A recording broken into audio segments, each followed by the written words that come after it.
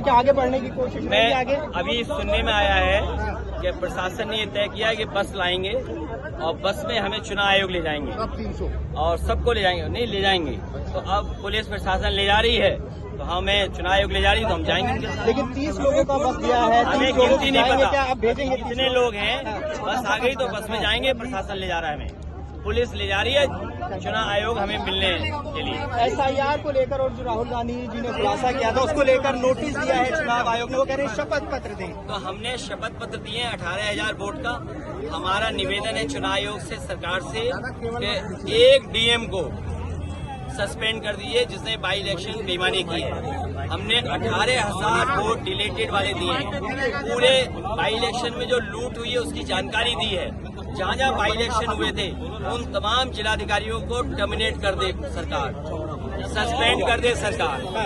Sir मुद्दा उठा रहे हैं, यूपी में भी आप मुद्दा उठाते रहे। यूपी में भी उठाएंगे और ये दिल्ली में हम सब लोग मिलकर उठाएंगे।